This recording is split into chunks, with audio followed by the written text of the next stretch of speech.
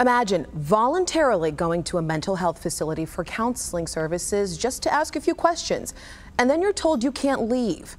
People all across the state of Texas say that's exactly what happened to them. He said, "Thank you, and we're leaving," and she said, "No, you can't leave."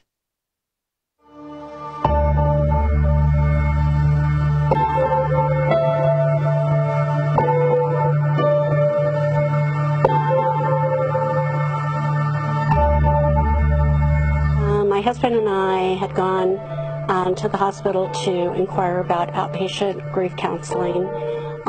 We had lost an employee who was really more like a friend.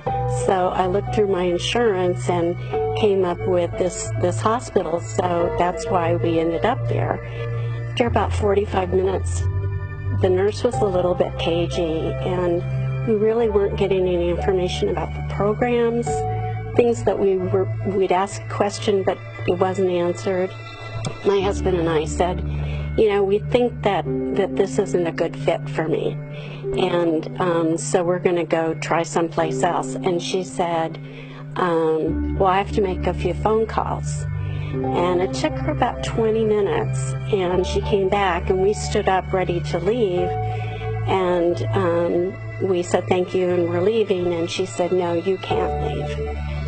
She said, "I have an emergency apprehension warrant for you, and so you have to stay."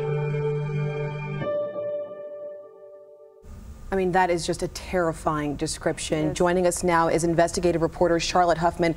Charlotte, incredible to hear what she describes. And when I was listening to that, the first thing I thought was, well, she says she's being held against her will. Why didn't she call the police? Why didn't she call her lawyer? How was she held against her will? Right, natural to think that. But it's important to understand that these people are held behind a locked door. Their cell phone is taken away. They're stripped of their clothes. They are cut off, Alicia, from the outside world. So you can't just pick up your phone and call your attorney. Unbelievable. And so Diane's situation isn't just unique to her. You even found out that this is happening to a lot of people. So explain to us how you even became aware of this issue that's happening. Right. So the I-Team first aired a story last November about this story, or about this issue, I should say. And since then, we've been inundated with people from all across the state saying that the exact same thing happened to them. They too were held against their will. So what we did is we brought all of these people together, and we're going to have a larger conversation tonight. These people came from across the state. We're talking about other victims, attorneys, advocates.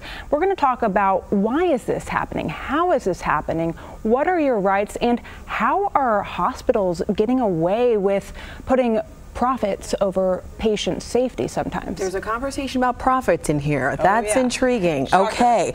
Well, the other part about all of this is that Diane and other people like her, they went in of their own free will. They're attempting to get help for a situation. They understand they're fragile at this point. They're trying to get help.